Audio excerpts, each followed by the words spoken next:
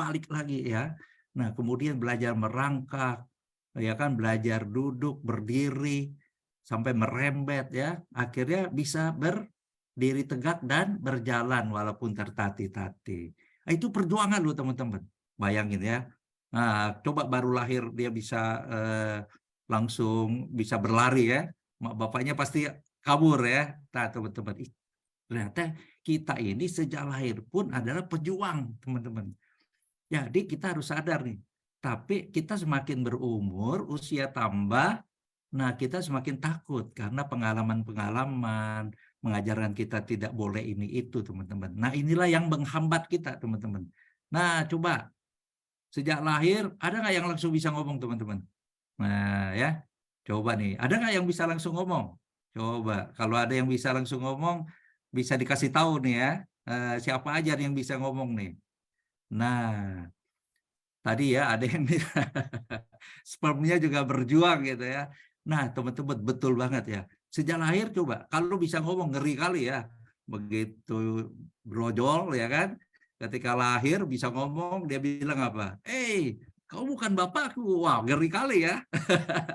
Coba ketika lahir dia bisa ngomong, dia lihat muka bapaknya, dia bilang apa? Waduh, gue nggak mau nih muka yang kayak gini nih, gue masuk lagi gitu ya. Coba bayangin teman-teman, dari lahir pun nggak bisa ngomong, tapi kok kita sekarang bisa ngomong ya? Ya kan, bisa ngomong dalam berbagai bahasa lagi ya. Kita kenapa sejak lahir coba bahasa ibu itu ya. Oh, walaupun ibunya ngomongnya nggak jelas gitu, kita tetap perhatiin, kita ketawa teman-teman. Nah, itu adalah rasa perjuangan kita. Kita pengen tahu. Kita melihatin mulutnya komat kamit gitu ya. Ini ngomong apa gitu ya. Nah, itu tuh perjuangan teman-teman. Ya kan? Coba anak kecil yang kentang apa yang paling disukai anak-anak. Nah, ada yang tahu nggak kentang apa? Ya kan? Padahal bahasanya mah aneh-aneh ya ketika kita ngomong sama anak kecil ya. Coba kentang ting, ya kan? Padahal gitu aja anak-anak udah bisa ketawa loh teman-temannya. Nah, kayaknya kita itu harus meniru, kita harus belajar, kita harus polos ya. Nah, itulah kita baru bisa sukses. Nah, ini malam hari ini teman-teman, kita mau belajar bagaimana yang tadi ya kita sudah menjadi pejuang, kita bisa ngomong, kita bisa berlari, kita bisa belajar. Nah, kita bisa hidup sampai sekarang. Tapi kenapa kita takut menghadapi masalah-masalah? Apalagi yang tadi katanya masalahnya belum tentu jelas ya. Ada yang bilang begini, ada yang bilang begitu. Tapi kita tidak boleh terlalu ini ya, terlalu cuek. Itu berbahaya teman-teman. Nah, meskipun begitu, mari kita lihat ya, mari kita lihat bagaimana kita bisa tetap jadi pemenang meski dalam kondisi apapun ya. Nah, saya mau mulai presentasi saya ini dengan kondisi ada satu bencana alam ya teman-teman ya. Ini ada bencana alam nih, mari kita lihat. Ya. Nah, sebelumnya ini ada saya mau ilustrasikan juga hidup kita ini seperti burger ya. Nah, kalau burger ini di press coba Bapak Ibu ya. Yang keluar yang mana dulu nih? Yang lembeknya dulu ya pasti ya. Tomat, saus dan lain-lain ya. Mungkin dagingnya ini yang paling alot ya, yang paling kuat, yang paling solid, itulah yang jadi pemenang. Nah, teman-teman, di sini diilustrasikan ketika ada terjadi tekanan dari luar yang begitu keras. Nah, orang-orang yang lembek, yang cengeng, yang tidak kuat, inilah yang akan keluar dari burger ini ya. Nah, makanya kita mau bagian yang mana nih? Tinggal kita pilih ya. Nah, saya mau mulai presentasi saya ini dengan terjadinya bencana alam. Mari kita lihat, Bapak Ibu.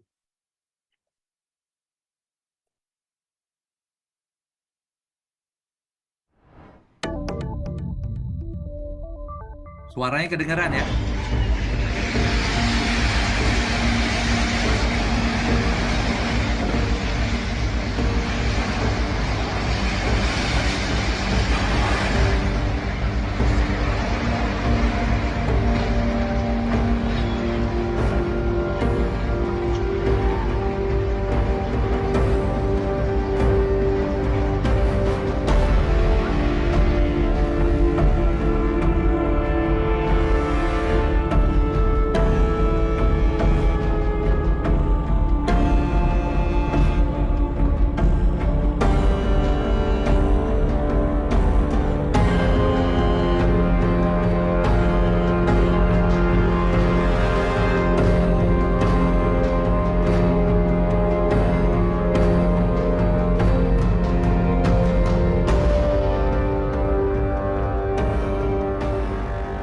Serem ya teman-teman ya, serem ya. Itu hotel mewah loh, hotel mewah sampai minta bantuan ya Perdana Menterinya. Nah, mari kita lihat lagi sebetulnya ya, malah di perumahan mewah pun terjadi teman-teman ya. Mari kita lihat.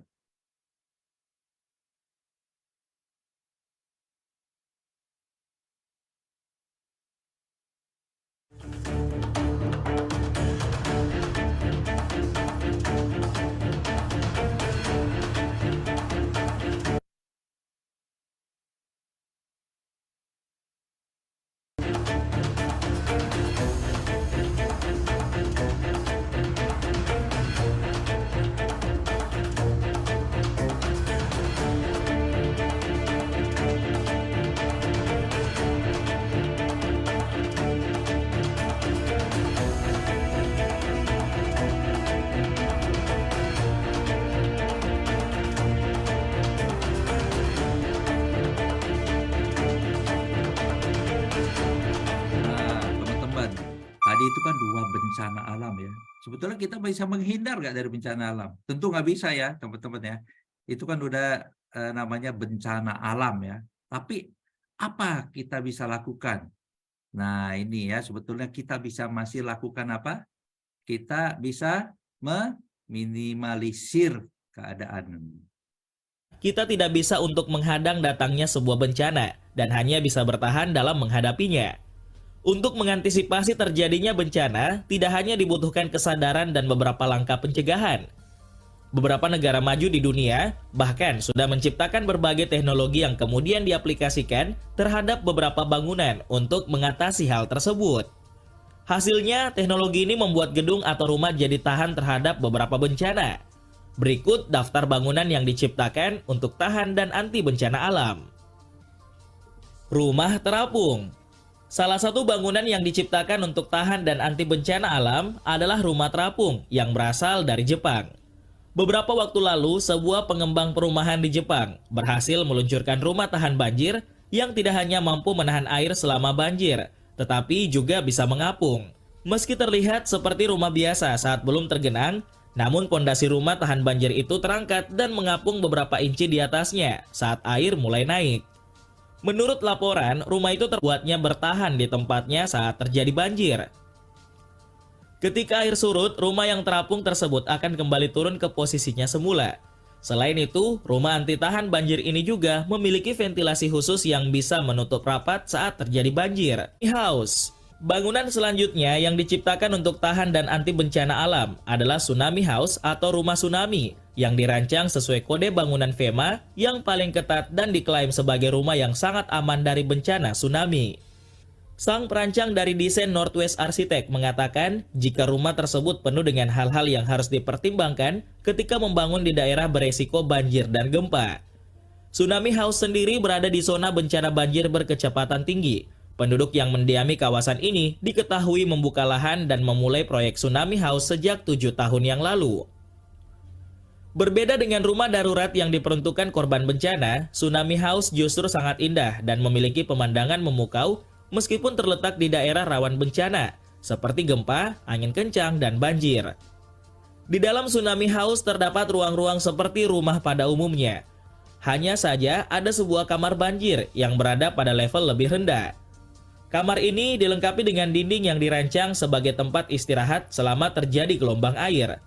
Tsunami House disanggah oleh 9 kolom beton dengan tebal 0,6 meter agar air banjir dapat dengan mudah melewati rumah ini. Bagian tersebut merupakan yang terberat dan terkuat dalam menghadapi badai apapun, sementara ruang tamu sesuai dengan kode FEMA yang berada di bagian atas rumah. Tahan gempa Jepang. Bangunan selanjutnya yang diciptakan untuk tahan dan anti bencana alam adalah rumah tahan gempa yang berlokasi di Jepang. Sebagai salah satu negara yang rawan terkena gempa bumi, Jepang tentu sudah mempunyai berbagai penangkal melalui teknologi yang diaplikasikan di rumah-rumah mereka. Oleh karena itu, teknologi pada rumah anti gempa ini menggunakan pita polipropilin yang dibentuk seperti jaring. Nah, teman-teman, tadi itu bencana alam itu kita tidak bisa hindarin ya teman-teman ya. Kita karena itu di luar kendali kita. Tetapi sebagai manusia Yang mau berjuang, kita sebetulnya bisa meminimalisir. Contohnya tadi ya, rumah apung, tsunami house, malah di daerah yang yang kritis itu masih bisa dibuat untuk apa? Bisa kayak untuk beristirahat ya, bisa untuk nyantai, malah bisa juga untuk turis ya. Itu luar biasa banget ya. Nah, Jepang juga buat rumah anti gempa. Nah, gimana kalau kita lihat kejadian berikut ini, teman-teman?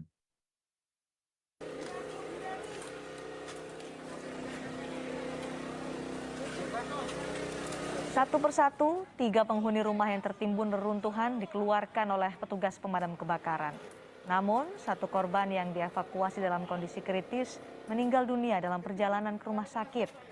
Seusai kejadian, polisi langsung melakukan olah TKP. Dugaan sementara, rumah ambruk karena lantai 2 yang terbuat dari kayu sudah lapuk.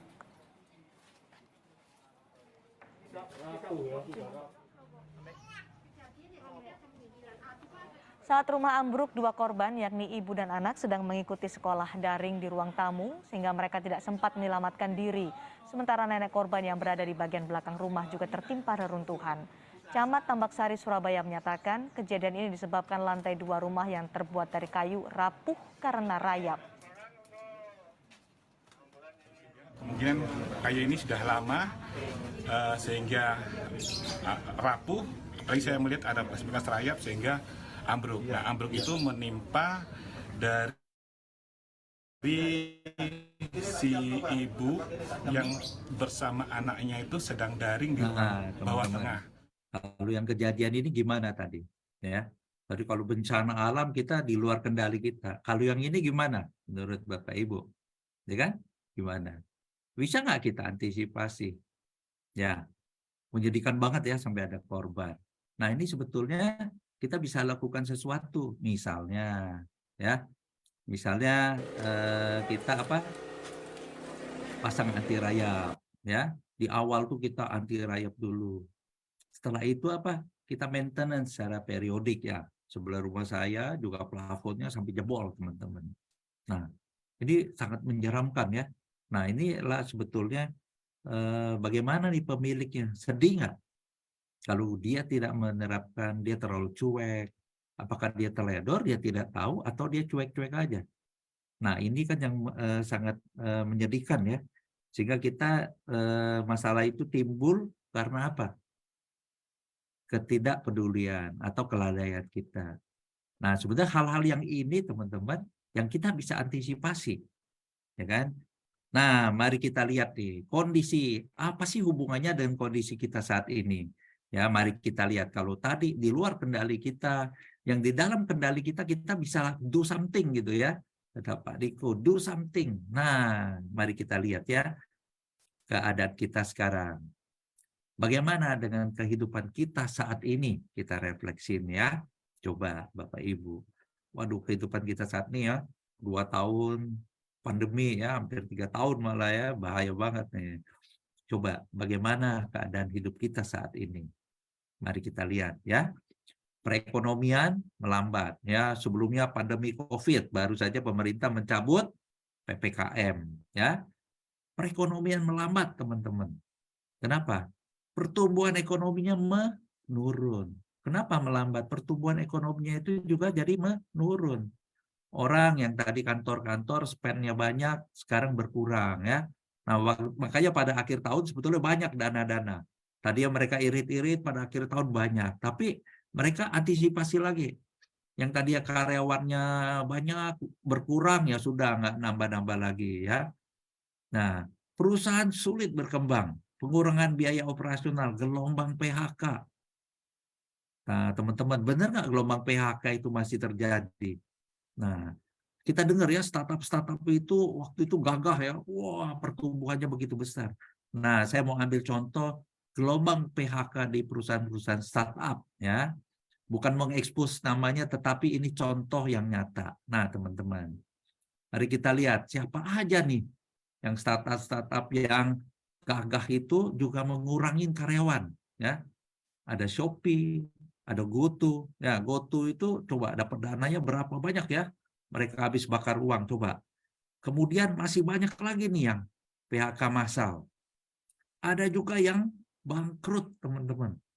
Ya, salah satunya teman saya juga, dia buat satu solusi, jadikan startup, akhirnya dia tutup, dia beralih ke makanan sekarang, teman-teman. Udah habis duitnya. Ya, belum ada investor yang besar. Untung waktu itu saya nggak invest ya, teman-teman ya. Coba ada juga yang tutup sementara ya, ada yang sudah bangkrut. Nah, ada lagi yang serem nih, teman-teman. Di mana dikatakan apa? Lebih tegang dari Squid Game. Wow, Squid Game itu ada yang mati ya. Ini lebih tegang, teman-teman. Nah, di sini diceritakan ada satu orang itu ketika diberhentikan dia sharing. Bagaimana mem-PHK orang ini, teman-teman? Dia cuma dikirimin email, kamu datang ke kantor pusat jam sekian ketemuin ibu ini. Nah, dia datang, disambut oleh satpam, langsung diarahin ketemu di ruang tersendiri ya, cuma berdua sama seorang ibu-ibu dari HRD pastinya, disodorin tanda tangan dokumen. Tanda tangan apa? Untuk terima bahwa dia siap mengundurkan diri. Dikasih semua. Memang uang PHK semua dikasih, teman-teman. Nah, di email itu ditulis bawa notebooknya, bawa charger, semua lengkap. Nah, ketika sampai identitas semua diambil ya, menyangkut perusahaan itu, notebook, aset-aset diambil semua, suruh tanda tangan. Mereka nggak ada pilihan. Akhirnya mereka pulang ya. Ini lebih tegang katanya, lebih menegangkan dari Squid Game ya. Nah, teman-teman. Sampai begitu teman-teman ya untuk mem-PHK orang juga ya. Karena dia tidak mau terjadi problem. Nah, kejadian apa lagi sih sekitar kita saat ini? Kita ingat ya, inflasinya ini tertinggi nih waktu Juli ya. Nah, kenaikan berbagai harga barang kebutuhan pokok ya. Dulu rame-rame ya, Indomie. Wah, anak kos juga bakal susah ya. Ojol teman-teman ya. Kenaikan BBM. Nah, naik turun ya, apalagi dolar yang semakin naik. Biaya pendidikan, apalagi biaya kesehatan ya. BPJS itu sampai ngeluarin dana triliunan untuk bidang kesehatan kita ini, ya, apalagi semasa pandemi. Nah, pasti Bapak Ibu teman-teman pasti udah tahu dah ya, biaya kesehatan pasti naik ya, apalagi beli obat, beli vitamin, beli suplemen, jangankan ke dokter ya. Nah, kita juga masih bisa irit ya kalau online untuk dokternya ya, tapi untuk beli obat-obatannya mahal ya teman-teman ya. Nah, kebutuhan dasar seperti sandang, pangan, dan papan. Nah, daya beli kita gimana sekarang? Kalau bisa irit-irit ya. Kalau makan keluar ya udah, kalau bisa makan di rumah ya, ngirit. Kalau makan banyakan makan di hotel, di restoran bagus ya kita mengurangin. Benar nggak? Benar nggak biaya pendidikan tinggi? Nah, saya ambil contoh biaya pendidikan. Nah, teman-teman. Ini dalam satu ada di sosmed ya, Media Talk ini, Parent Talk, dia bilang apa? Orang tua Indonesia makin sulit biaya kuliah anak. Emang iya. Nah, dari Kompas menyatakan seperti ini. Gaji kita nggak bisa nutupin, ya kan? Nggak imbang kenaikan gaji orang tua sama untuk biaya kuliah, biaya pendidikan. Kita kan pengen anak-anak kita kan kuliah ya, sampai pendidikan tertinggi, kalau bisa di kuliah di tempat yang dia terbaik. Nah, ini kalau kita itu ya, kita lihat. Sampai ada dibilangkan apa? Gimana menurut parents? Siap usaha ekstra nggak demi pendidikan anak? Nah, teman-teman, mau nggak ini sampai dikatakan apa? Parent mau usaha ekstra nggak demi pendidikan anak? Ya kan? Artinya apa? Ini salah satu tujuan kita untuk ekstra job, ya, ekstra work, ya, ekstra pekerjaan ya. Nah, teman-teman, ini satu tawaran atau satu himbauan, ya kan? Ini atau satu solusi ya untuk mengimbangi besarnya biaya pendidikan, teman-teman. Nah, tadi biaya pendidikan, biaya-biaya naik ya. Sekarang kejadian apa lagi di dunia? Nah, teman-teman, pasti semua tahu ya, perang masih terjadi ya. Nah, karena dunia ini sudah begitu terkonek ya satu sama lain ya, bisa menyebabkan resesi ekonomi dunia, krisis sosial dan kemanusiaan, krisis energi, teman-teman. Kenapa? Ternyata negara yang berperang itu energi BBM-nya salah satu yang terbesar juga dipakai ya di berbagai dunia. Keterkaitan antara supply dan demand antar negara itu terganggu, teman-teman, ya kan? Belum lagi pandemi, tambah lagi perang ya. Sumber dana itu bukan hanya untuk pandemi, sekarang juga terserap untuk kebutuhan perang dan alat-alat militer. Nah, ini juga menimbulkan krisis global. Benar nggak krisis global? Nah, mari kita dengarkan dari orang yang kita sangat percayain di Indonesia ini ya. Ibu Sri Mulyani mengatakan apa? Ancaman resesi ekonomi di sejumlah negara kian nyata. Nah, di sini dikatakan apa nih? Kenaikan inflasi dan lain-lainnya. Nah, coba. Menteri Ekonomi kita loh yang mengatakan, bukan siapa-siapa. Ini orang yang harus kita percaya. Ya. Nah, teman-teman, sebenarnya apa nih yang kita bisa lakukan dengan keadaan begitu? Mana yang di luar kendali kita, mana yang di dalam kendali kita ya teman-teman ya. Nah, jadi kalau kita lihat perang dan lain-lain, ada krisis energi, krisis ekonomi. Nah, teman-teman, apa yang kita bisa lakukan? Kejadian-kejadian ini pengurangan gaji, PHK, kenaikan harga, inflasi, resesi, krisis ekonomi global, bencana alam, dan lain-lain. Itu di luar kendali kita. Betul nggak? Di luar kendali kita. Nah, apakah kita mau menyerah di sini? Apakah kita pasrah aja, terima nasib? Ya kan, udahlah, memang keadaan lagi susah, ya kan? Aduh, udahlah, mau di mana lagi? Ya kan, kalau orang berpasrah gitu ya, itu bukan berpasrah, itu menyerah namanya ya, bukan pasrah. Berpasrah itu nggak begitu ya, teman-teman ya. Jadi, apa yang harus kita lakukan? Nah, secara manusia, secara kita punya untuk berjuang, kita juga sebetulnya bisa melakukan ya. Apa yang kita bisa lakukan, teman-teman?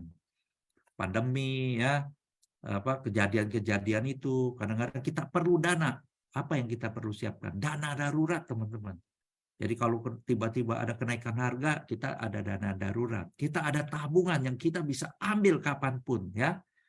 Nah, belum lagi kita kalau menghadapi PHK, apakah kita sudah siap dengan dana pensiun kita? Nah, teman-teman udah tahu belum besarnya dana pensiun yang kita harus siapin? Nah, itu tantangan kedua ya. Nah, nanti kalau mau kita bisa sharing lagi ya. Itu perlu perhitungan, tapi saya akan summary-in. Perhitungannya gampang, teman-teman ya. Gampang hitungnya, tapi belum tentu gampang untuk mencukupinya. Nah, serem ya, serem-serem. Saya bukan nakutin. Nah, caranya gimana? Kita apakah bisa untuk menambah sumber pendapatan baru? Tadi yang seperti dalam parent talk tadi ya. Ayo parent, apakah mau ekstra? Pekerjaan ekstra. Nah, inilah kita menambah sumber pendapatan baru. Apakah sumber pendapatan baru itu kita bisa membuat menjadikan aset produktif? Di mana aset produktif itu nanti untuk menambah income kita. Nanti kita lihat ya. Atau kita merubah lifestyle gitu. Ya kan, tadinya itu pengeluaran kita yang udah besar, kita kurang-kurangin. Ayo, di mana teman-teman? Kita pilih yang mana nih? Apakah kita masih bisa berbuat sesuatu? Nah, ingat teman-teman, kita punya AFC. Ya kan? Kita punya bisnis AFC, di mana AFC ini sangat membantu kita. Nanti kita lihat seberapa besar, bagaimana dengan sistem AFC ini bisa membantu kita. Ya, kita bersyukur banget nih. Teman-teman, ya, mari kita renungin. Ya, tadi lihat ini, siapkah Anda? Siap nggak? Jangan cuma menangis, jangan cuma berpasrah ya, teman-teman ya. Bagaimana kita bisa survive? Wah, lihat yang tadi ini ya, teman-teman, serem ya. Aduh, perlu siapin ini begitu banyak. Bisa survive nggak? Nah, jangankan survive ya. Bagaimana menatap masa depan kita? Siap nggak? Bisa survive nggak? Bagaimana kita menatap masa depan? Supaya kita bisa hidup di masa depan. Nah, jangan cuma menangis ya. Ini bukan air mata buaya nih. Air matanya dia sedih banget ya, bercucuran, berdoa ya, merenung teman-teman. Nah, untuk mempersiapkannya itu bagaimana sih? Apa yang kita harus lakukan? Nah, teman-teman. Apa yang harus kita lakukan? Nah, kita ingat Charles Darwin bilang apa? Ya kan? Nah, dia bilang apa? Charles Darwin bilang, spesies yang bisa bertahan itu bukan yang paling kuat, bukan yang paling pintar, teman-teman. Tetapi the one most adaptable to change. Ya kan? Bisa beradaptasi untuk berubah, teman-teman. Adaptasi bisa nggak? Bisa. Berubahnya bisa nggak? Nah, teman-teman, sebagai contoh ya. Ini misalnya nih contoh nih, Ibu Sri Muryanti ya, atau Bu Inawati nih, Bu Inawati tiba-tiba anaknya sekolah di Amerika, dia pergi ke Amerika atau ke itulah ke Kanada ya Bu ya. Wah, lagi musim dingin di sana. Jadi tiba-tiba Bu Ina bilang, waduh, ditelepon teman-temannya, wah say hi, dia kan. Waduh, teman-teman, aku udah di sini udah lama nih. Tapi ini dingin banget loh. Makanannya mah susah nggak kayak makanan Indo yang enak-enak ya. Wah, susah makanannya. Nggak enak. Udaranya dingin sekali. Dia udah adaptasi belum? Ya, waktu dia pindah dia bisa beradaptasi ya. Tapi dia adaptasi terhadap perubahan nggak? Perubahan cuacanya, perubahan makanannya. Nah, beda teman-teman kalau Bu Ina bilang gini, halo teman-teman, aku udah 3 bulan loh di sini loh. Ternyata di sini dingin banget. Tapi ada juga gua pakai ini nih baju penghangat, gua pakai heater ya kan. Ternyata masih oke juga loh, asik juga loh dingin-dingin di sini. Ya, masih bisa main salju. Ternyata asik juga teman-teman. Makanannya ya awal-awal nggak enak. Kita ingat makanan Indo. Nah, nanti kirim ya makanan Indo ya, bumbu-bumbu ya, sambal, pete ya. Di sini ternyata makanan di sini ada juga loh restorannya, walaupun restorannya Indonya ada kurang enak tapi oke lah masih. Nah, itu yang diperluin teman-teman ya. Adaptasi untuk berubah. Kalau dia cuma datang ke sana nggak bisa berubah, percuma teman-teman. Ya, artinya dongkol, kesel, belum tentu bisa survive. Nah, ya Bu Ina ya, mudah-mudahan berangkat ke sana ya Bu ya. Jalan-jalan Bu ya. Nah, itu yang dikatakan Charles Darwin ya. Dia bilang apa? Bukan yang kuat, bukan yang pintar, tetapi yang bisa beradaptasi untuk berubah. Nah, teman-teman, mari kita lihat ya. Kita ini kan ada status sosialnya ya.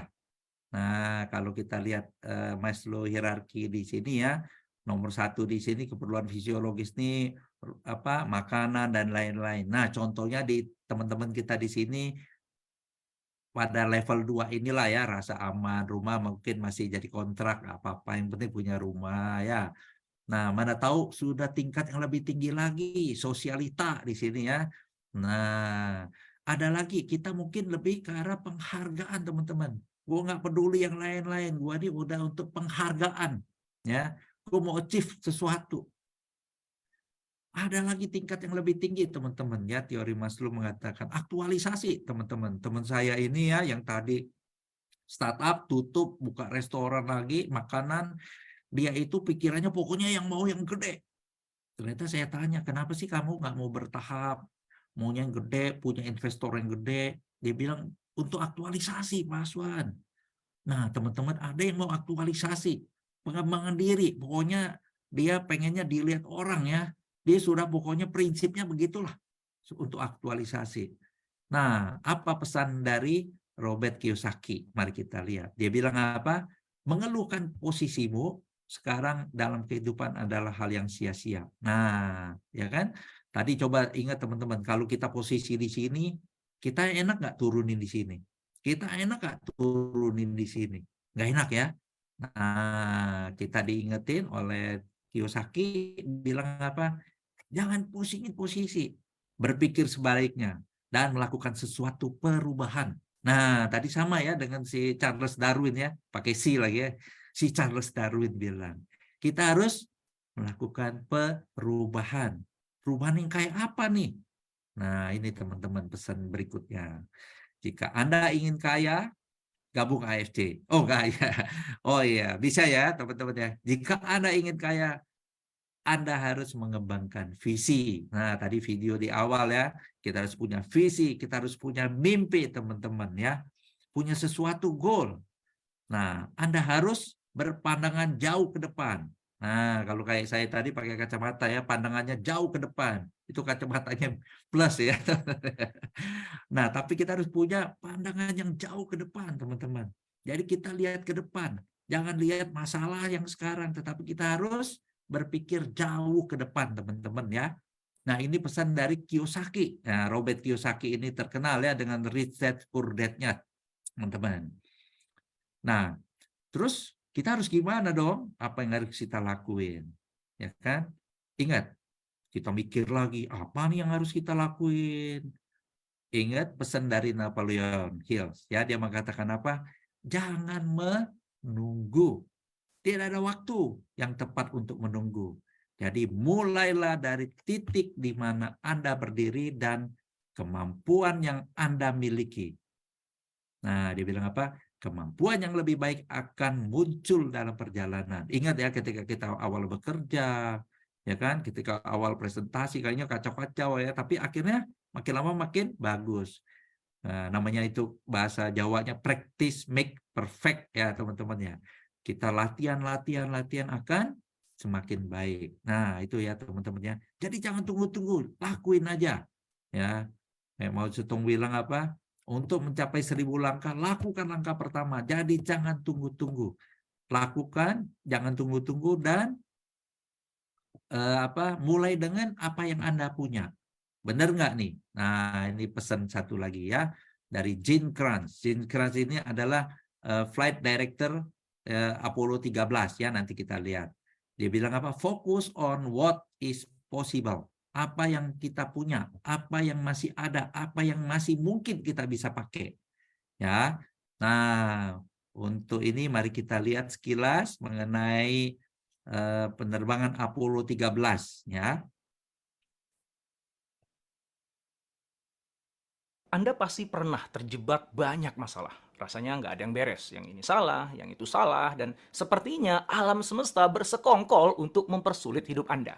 Iya kan? Atau jangan-jangan saat ini justru Anda tengah terjebak dalam sebuah masalah yang pelik. Nah, ada nih cara yang simple tapi ampuh untuk membantu Anda keluar dari segala keruwetan masalah Anda itu. Cara ini digunakan oleh Gene Kranz, Flight Director Apollo 13, untuk menyelamatkan 3 astronot naas setelah tangki oksigen mereka meledak di angkasa. Yuk, kita simak kisahnya.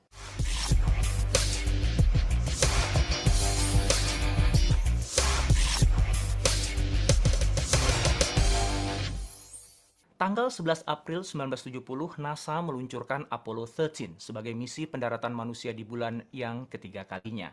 3 orang astronot yang dikirim ke bulan dalam misi ini bernama Jim Lovell, Fred Haise, dan Jack Swigert. 56 jam setelah peluncuran, tangki oksigen Apollo 13 meledak di angkasa dan menghancurkan separuh dari pesawat. Ledakan itu sontak membuat semua orang kaget, termasuk mereka yang ada di Mission Control Bumi di Houston, Texas. Jim, sang komandan misi, melaporkan situasi pesawat. Oksigen berkurang dengan cepat. Pesawat kita kehilangan daya. Alat pengatur karbon dioksida rusak. Hampir semua alat di pesawat ini nggak ada yang berfungsi. Jika Anda adalah Jim, Fred, dan Jack yang terjebak dalam pesawat naas itu, bagaimana respon Anda? Panik jelas. Dan itulah yang terjadi. Selama beberapa saat, semua orang membeku. Bingung, nggak tahu harus berbuat apa. Ketakutan merasuki perasaan mereka. Kita akan mati di sini.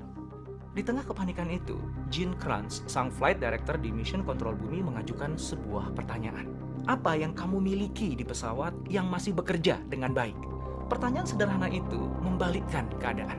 Jika sebelumnya semua orang, baik astronot yang ada di pesawat atau tim flight control yang ada di bumi, fokus pada masalah yang mereka alami, maka pertanyaan Gene Kranz membuat mereka fokus mencari solusi.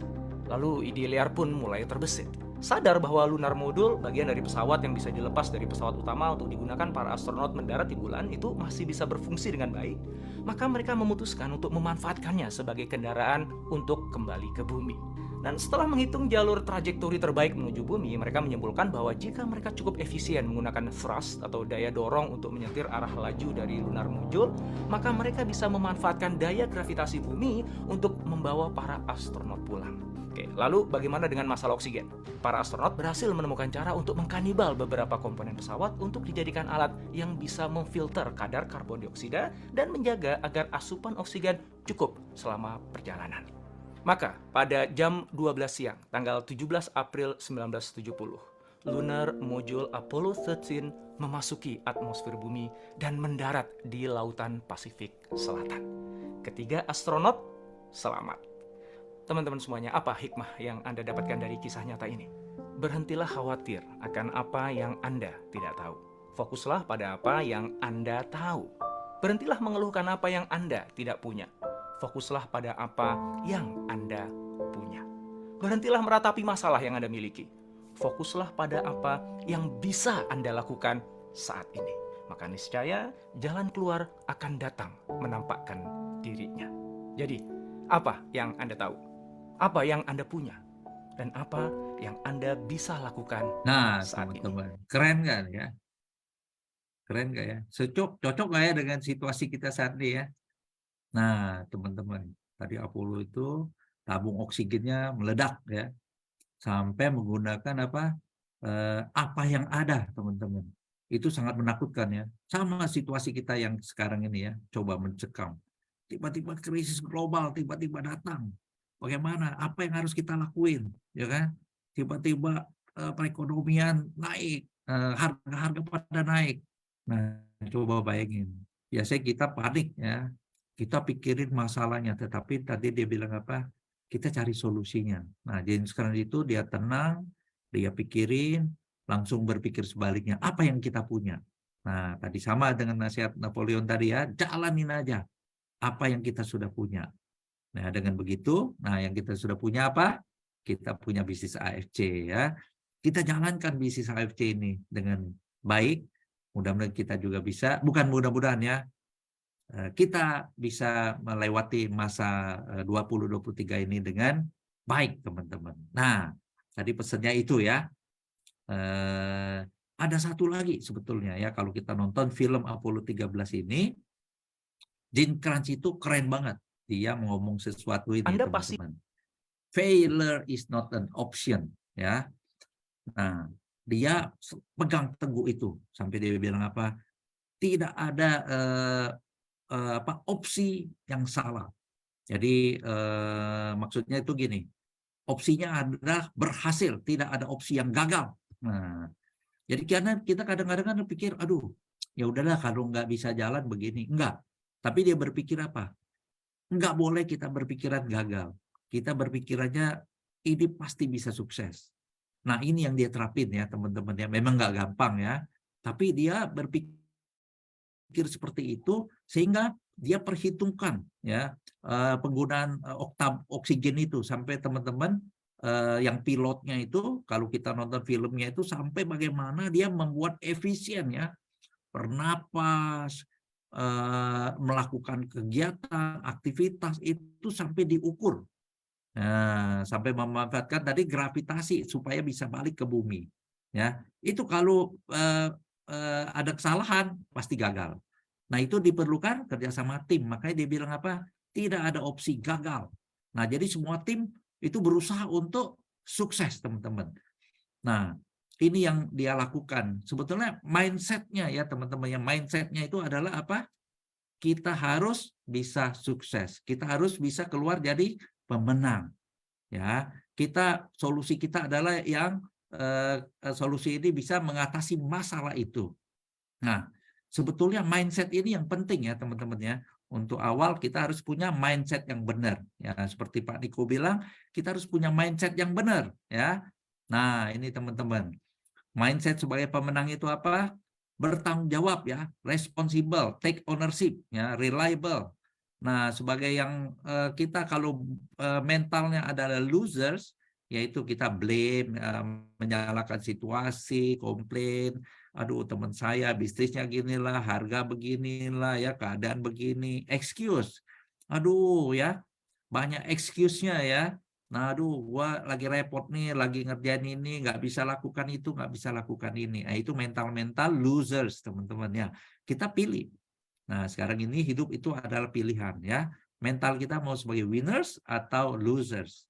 Nah, ini juga dikatakan oleh Winston Churchill ya, ketika negaranya di Perang Dunia Kedua ya, ketika negaranya diserang oleh Jerman, dia tidak punya pilihan lagi, teman-teman. Semua anggota parlemen ya, militer juga minta dia menyerah aja. Nah, kalau menyerah, bayangin teman-teman, hampir sebagian besar ya dunia itu negara jajahan Inggris ya, persemakmuran. Nah, itu bisa persemakmuran itu lepas dari Inggris. Nah, tapi dia bilang apa? Saya duduk di sini, I take this responsibility karena saya ada di posisi ini. Dia bilang, ayo perang. Nah, sampai pesawatnya tinggal sedikit, ya pilotnya bolak-balik teman-teman. Sudah nembak, balik lagi isi bahan bakar, nembak lagi teman-teman. Pada akhirnya Inggris bisa keluar jadi pemenang. Nah, itulah mental pemenang ya teman-teman ya. Dia tidak menyerah pada keadaan walaupun anggota parlemen, jenderal-jenderalnya sudah bilang nyerah aja dah. Tapi dia tidak, teman-teman. Nah, itulah ya, dia bisa keluar jadi pemenang. Nah, mental ini teman-teman. Nah, balik lagi ke kita sekarang. Kita mau mentalnya seperti apa nih? Bagaimana persiapan mental kita? Ya kan, tadi kita ada masalah yang dari luar, di luar kendali kita, sebetulnya kita bisa melakukan sesuatu. Tadi di video tadi kan dikatakan juga, apakah kita mau, bisa, atau kita mau melakukannya. Nah, mari kita lihat ya, mental seperti apa yang kita perlu siapin. Nah, teman-teman, di dalam kondisi apapun, anggaplah hari ini adalah hari terakhirmu bekerja, buka toko, ya kan, atau punya bisnis dan siap berhenti atau diberhentikan kapan saja. Oh, seru kali ya. Kita siap berhenti atau diberhentikan. Nah, tadi kita ingat ya yang di PHK tadi diberhentinya mendadak banget ya. Sangat menyedihkan. Nggak sempat dia juga si farewell party sama temannya ya, teman-teman. Nggak ada waktu, teman-teman. Nah, kita siapin mental itu. Anggap kalau hari ini saya terakhir bekerja, terus apa yang harus saya lakukan? Nah, jadi kalau kita ciptain ketakutan ya untuk diri kita sendiri, ini untuk hal baik ya, bukannya kita panik terus kita do nothing, tapi kita takut, kita khawatir, tapi kita lakukan sesuatu, teman-teman. Mindsetnya bukan menakutkan untuk kita jatuh, tapi kita mempersiapkan diri ya. Jadi kayak orang bilang kalau kita mau hujan, udah mendung-mendung, kita bawa pala payung ya, jas hujan, topi gitu ya, macam-macam ya teman-teman. Kita harus siapkan mental kita. Nah, selain mental, apa lagi nih teman-teman? Nah, selain mental, kita harus ngapain lagi nih? Nah, kita harus perkuat kondisi keuangan. Nah, tadi kita lihat ya resesi ekonomi, biaya tinggi, dan lain-lain ya. Kita perkuat fondasi keuangan kita. Nah, kita lihat ya, fondasi ini kalau kita mau bangun 3 lantai, 10 lantai, apartemen, 40 lantai, ya 50 lantai, yang diperluin itu fondasinya, teman-teman ya. Kita siapkan fondasi keuangan yang kuat. Nah, seperti apa? Nah, kita bingung lagi kan, seperti apa nih? Nah, dia bilang apa? Prioritaskan untuk meningkatkan pendapatanmu daripada harus mengurangi pengeluaran. Ya, ketika kita bersiapin ini kita, aduh, yang nggak penting-penting kita kurang-kurangin dah, lifestyle kita turunin ya. Tadi Robert Kiyosaki bilang apa? Prioritaskan untuk meningkatkan pendapatan daripada mengurangi pengeluaran. Nah, yang lebih keren lagi dia bilang apa? Lebih penting untuk menumbuhkan semangatmu daripada menghapus impianmu. Ingat tadi teman-teman, kita harus punya mimpi yang besar, mimpi yang jauh. Contoh ya, aduh, nanti mau sekolah pendidikan anak yang tinggi, aduh, mau jalan-jalan ke luar negeri ya, aduh, mau pergi punya rumah yang baru, punya mobil yang baru. Tapi kita, aduh, kondisi begini nggak bisa lah, kita hapus impian kita, teman-teman. Tapi Robert Kiyosaki memberikan motivasi kepada kita untuk menumbuhkan semangat. Aduh, gua harus do something nih mengubah impian kita. Ya, seperti yang di video di awal-awal tadi ya, suka dikatakan apa? Impian, kita mempunyai semangat untuk mengubah impian kita. Nah, apa nih yang harus kita lakukan? Ya, tadi perkuat fondasi keuangan ya. Apa dengan apa dong? Nah, dengan ini teman-teman, meningkatkan dana darurat. Jadi kalau ada kejadian yang kayak tadi tiba-tiba, kita udah punya dana darurat. Kita mau berhenti kapanpun, kita sudah punya dana pensiun. Kita punya tabungan ya, cadangan yang bisa kita ambil kapanpun ya. Nah, kita juga bisa menambah sumber pendapatan baru ya, dengan apakah ada pekerjaan tambahan dan lain-lain. Nah, kita membangun aset supaya apa? Supaya aset ini bekerja untuk kita dan menjadi sumber income buat kita. Nah, apakah AFC bisa menjawab segala permasalahan ini? Wah, ini nanti kita tentu saja kita lihat ya. Benar nggak nih kita di kendaraan yang tepat? Apakah kita benar berpartner dengan perusahaan yang tepat, dengan manajemen yang tepat, dengan sistem yang tepat ya? Nanti kita lihat ya, bagaimana dalam komunitas AFC ini kita bisa memperkuat fondasi keuangan kita. Sehingga ini adalah salah satu solusi terbaik kita saat ini ya. Mari kita lihat. Nah, tadi dikatakan apa? Menyiapkan dana pensiun ya teman-teman ya. Nah, jangankan tadi menyiapkan dana pensiunnya, kita kerja aja susah sekarang ya. Kita pengeluarannya gede, gimana kita mempersiapkan dana pensiun teman-teman. Nah, salah satu kita harus memperhatikan laju inflasi setiap tahun. Contoh asumsi 5% setahun ya. Nah, kita tabung uang kita harus siapin asumsi ada inflasi. Nah, hasil investasi kita harus lebih besar dengan laju inflasi. Contoh sekarang tabungan bunga, walaupun bunga dinaikin cuma berapa persen ya? 3%, ada yang masih bertahan 2,5%, 3%, 3,5%. Nggak bisa menutup inflasi, teman-teman. Terpaksa kita lari ke bursa saham, ya, pasar uang, atau kita malah investasi yang lebih berisiko, ya, lebih berbahaya, ya teman-teman ya. Nah, kita juga perlu tingkatkan cadangan uang darurat. Kenapa? Gimana kalau tiba-tiba ada keperluan, ya? Kalau tidak ada dana cadangan darurat, kita bisa pakai uang untuk dana pensiun kita ini. Nah, teman-teman, gimana sih mempersiapkan dana pensiun kita supaya kita bisa hidup tenang, supaya kita bisa tetap nyaman ya. Nah, ini salah satu perhitungannya teman-teman ya. Nah, bagaimana mempersiapkan dana pensiun? Ini adalah satu tabel. Contoh usia saat ini 35 tahun ya. Mungkin Bapak Ibu teman-teman di sini ada yang 35 tahun atau lebih, ini contoh ya. Nah, contoh tabel di sini pengeluaran per bulan 15 juta. Nah, karena 35 20 tahun lagi pensiun ya. Nah, jadi pengeluaran kita nanti umur 55 pensiun kita perlu dana 40 juta ya, 39 sekian. Contoh kita hitung 40 juta. Nah, teman-teman, gimana kita mempersiapkan dana pensiun kita? Nah, ini teman-teman ya. Pengeluaran kita itu per tahun 4% dari aset kita. Nah, kalau asetnya itu yang harus kita kumpulin berapa, teman-teman? 25 kali pengeluaran tahunan kita. Jika dalam 20 tahun ke depan pengeluaran kita jadi 40 juta, pengeluaran tahunan kita 12 kali 40, 480 juta, teman-teman. Jadi aset yang kita harus kumpulkan 12 M, teman-teman. Ngeri bener ya. Gimana duitnya ya 12 M? Itu kalau pengeluaran kita saat ini 15 juta. Kalau teman-teman pada saat usia pensiun mau tetap hidupnya nyaman, ya. Nah, itu 15 tahun. Dengan 15 juta, teman-teman. Gimana kalau kita pengeluarannya 20 juta, teman-teman? Contoh kedua. Nah, nanti setelah usia pensiun, pengeluaran kita itu jadi 53 juta. Ambil contoh 30 juta, 50 juta, teman-teman ya. Nah, dengan 50 juta, kita harus siapin uang berapa?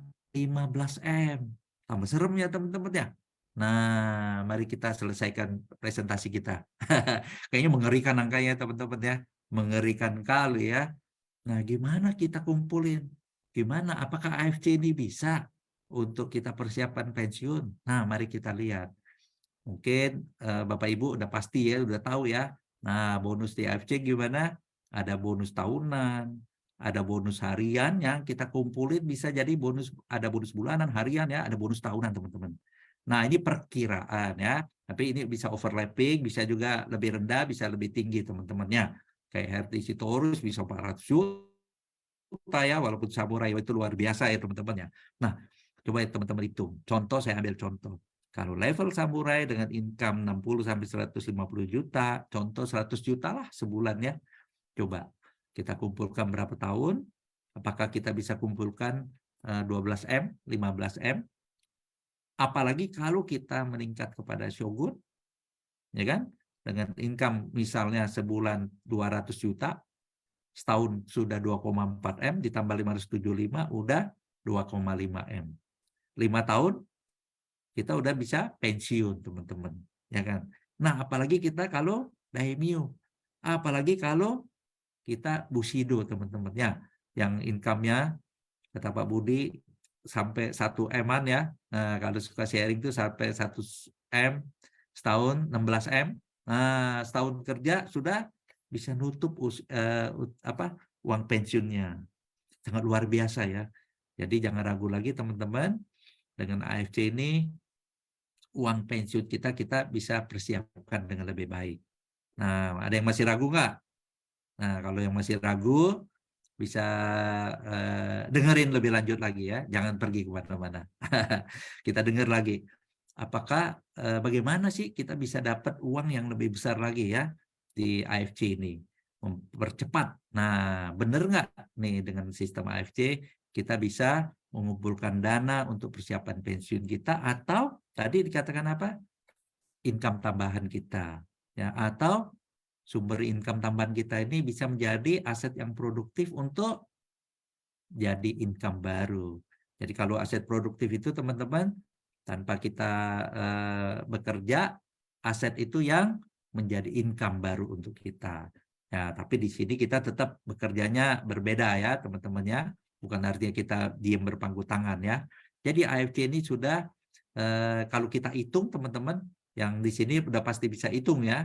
Nah, ternyata dengan bonus AFC ini pun bisa menutupi uang pensiun kita, teman-teman. Nah, jadi yang belum pensiun atau yang sudah pensiun kayak saya, nah, ini adalah satu tambahan ya buat kita untuk menambah uang pensiun kita. Nah, teman-teman. Tadi dikatakan apa? Memperkuat fondasi keuangan. Jadi dengan AFC kita bisa menyiapkan dana darurat kita lebih baik, dana pensiun, kita bisa membuat tabungan. Nah, bagaimana menambah sumber pendapatan baru kita? Nah, ketika kita kerja, kita dapat uang ya, kita tabung, kita persiapkan dana pensiun, tapi kita ingat, tadi dikatakan apa? Kita harus menambah sumber pendapatan baru. Dengan menambah sumber pendapatan baru itu, kita bangun aset yang produktif, sehingga menjadi sumber pendapatan baru lagi. Nah, bagaimana caranya? Saya ilustrasikan nanti dengan analogi dalam kehidupan kita sehari-hari ya. Nah, teman-teman, di AFC ini ternyata ya, bukan hanya bonus-bonus ini, teman-teman ya. Kita juga bisa buat tabungan bisnis kita ke depan. Nah, contoh ya, kalau kita di rumah ada tangki air, kita maunya kalau bisa tangkinya 2 deh ya. Kalau siap tangki 2 ember, kalau siap embernya 2 ya. Nah, teman-teman, kita bisa siapin tabungan bisnis kita juga. Nah, di sini kita bisa buat 3 akun bisnis yang baru ya. Nah, 2 akun yang baru ya. Jadi di mana ketika kita jalankan bisnis ini, member titik kedua kita sudah bisa punya tabungan. Member titik ketiga kita bisa punya tabungan ya. Pada kita jalankan titik yang atas, nomor 1, nomor 2 dapat tabungan, nomor 3 dapat tabungan. Tinggal jalanin sedikit lagi. Nah, bagi Bapak Ibu, teman-teman yang masih baru, kalau masih belum tahu caranya, nanti ditanya kepada upline-nya atau leadernya masing-masing ya. Jadi ini luar biasa banget ya di sini ya, teman-teman. Nah, selain itu kita tadi diajarkan untuk menambah sumber pendapatan baru. Bagaimana caranya? Apakah kita harus berhenti kerja? Apakah kita harus buka sesuatu yang baru? Ternyata enggak juga, teman-teman ya. Dari AFC ini kita bisa buat sumber pendapatan baru. Contohnya ya, nah kalau kita masih ada mainan anak kecil ya, yang segitiga kita masukin segitiga, segi empat. Nah, mungkin segi empat ini adalah daerah-daerah yang belum kita jelajahi. Buka pasar-pasar baru. di daerah-daerah baru, ya kan? Mungkin di komunitas baru yang hijau ini. Komunitas-komunitas apa nih? Ibu-ibu rumah tangga, ibu-ibu arisan, ibu-ibu pejabat. Mungkin yang kuning ini adalah yang hobi ya, yang suka ikut klub sepeda, klub kelabing. Nah, mungkin juga ya. Nah, bisa ya teman-teman ya. Nah, ini kita cari ya sumber-sumber yang baru itu adalah bukan harus kita keluar dari AFC teman-teman, tetapi kita buka pasar-pasar yang baru ya dengan komunitas baru lewat sosial media dan berbagai cara. Ya, saya analogikan seperti ini ya teman-teman ya. Nah, kebutuhan hidup kita itu seperti bak air ya. Nah, ada yang bak yang besar sebelah kiri ini, ada yang kecil, tergantung kita. Kebutuhan kita mau sebulan kita mau berapa juta. Ya kan kebutuhan itu kita, aduh kita nyamannya 20 juta, 30 juta, 50 juta. Yang kecil ini ya 10 juta cukuplah. Nah, saya analogikan seperti ini ya. Kita isi income kita ke ember yang ke bak yang besar dan bak yang kecil ya. Mana yang lebih cepat? Nah, kita coba lihat ya analoginya, teman-teman. Nah, keluarnya cukup kenceng ya, teman-teman ya. Nah, coba kita bandingin yang ini nih, teman-teman. Kalau income kita kayak gini gimana, teman-teman? Kadang besar, kadang kecil, nggak ada lembur dia kecil, ya. Ada lembur dia besaran dikit ya. Apalagi yang nggak ada lembur ya, teman-teman ya. Nah, ini serem banget ya. Nah, coba perhatikan nih, teman-teman. Nah, kalau yang ini tadi kenceng ya. Terus, wah, enak ya teman-teman ya. Nah, coba teman-teman ini baru satu ya kerannya ya. Nah, kita bandingkan yang ini teman-teman. Nah, dari dua sumber air yang berbeda. Satunya PDAM, satunya dari sumur. Nah, teman-teman pilih yang mana nih? Mengisi kebutuhan hidupnya. Nah, teman-teman pilih income yang mana? Ya kan? Coba airnya kenceng ya. Waduh, dari ibu-ibu rumah tangga kita punya income yang sangat besar. Dari yang hobi sepeda kita dapat income yang besar. Dari daerah-daerah baru kita punya income yang besar. Dari provinsi baru, kota baru, desa baru. Ya bayangin teman-teman kalau itu kenceng ya. Nah apalagi teman-teman kalau kita mau kita tambah keran yang banyak teman-teman. Ya kita tambah kerannya yang banyak. Bukan hanya 2 ya, coba tambah 2, tambah 4, 8, 12, 16 ya teman-teman ya. Keren banget ya. Nah teman-teman, jadi itulah yang disebut dengan aset produktif. Kita tambah sumber income kita yang baru. Inilah akan terjadi faktor perkalian ya. Dengan menambah keran-keran yang baru. Mau cepat, nah airnya tadi kurang cepat teman-teman. Kita tambah lagi pompa teman-teman ya. Dengan begitu apa? Kita bangun aset produktif ya. Kita bangun dengan keran ini, kita melebarkan jaringan kita tambah lagi dengan pompa sehingga menjadi aset-aset yang kita income ini menjadi aset yang produktif, ini menjadi sumber income baru ya. Nah ini teman-teman ya, artinya apa? Kita di AFC masih bisa punya sarana untuk memperbesar, ya melebarkan income kita lagi ya. Nah teman-teman, terus bagaimana dong idenya? Apakah cara yang tadi itu bagaimana ya? Nah ini teman-teman. Tadi kenapa AFC bisa? Tadi dikatakan apa? To achieve more, you need to have the leverage mindset. Jadi kita harus punya mindset pakai alat bantu, alat ungkit ya. Nah ini teman-teman ya. Mikrofonnya jangan lihat yang nyanyinya ya, jangan salfok nih. Jangan salfok. Tapi lihat alatnya. Dengan mikrofon ini teman-teman dia bisa menjangkau puluhan ribu bahkan ratusan ribu penonton. Nah, jadi kita harus pilih bisnis yang punya alat bantu. Nah, AFC alat bantunya ada nggak nih? Nanti kita lihat ya. Seberapa penting alat bantu ini ya teman-teman ya. Nah, kalau kita bandingin ya, kalau kita bisnis ini teman-teman ya, buka restoran, buka warung, buka restoran yang lebih sederhana, buka toko pakaian, ini kita modalnya berapa? Pengalaman kita apa? Biaya operasional gimana? Resikonya apa teman-teman kalau nggak jalan? Modalnya udah gede ya. Leverage-nya seperti apa? Nah, kalau leverage-nya kita berarti harus buka toko baru, karyawan baru, ya, investasi baru, desain baru, interiornya dan lain-lain. Kalau nggak jalan, nah itulah yang resiko. Nah, kalau kita franchise teman-teman, kita beli franchise kan aman ya. Produk udah ada, kita tinggal buka, cari tempat. Tapi Risikonya apa kalau nggak jalan? Biaya berapa? Biaya franchise dan lain-lain ya. Oh itu mahal teman-teman. Biaya franchise itu belum beli produk teman-teman. Belum bagi revenue-nya sharing. Belum kita desain ya interior dan lain-lain. Leverage-nya sama teman-teman. Kita harus buka yang lokasi-lokasi baru untuk leverage-nya, untuk memperbesar pangsa kita ya.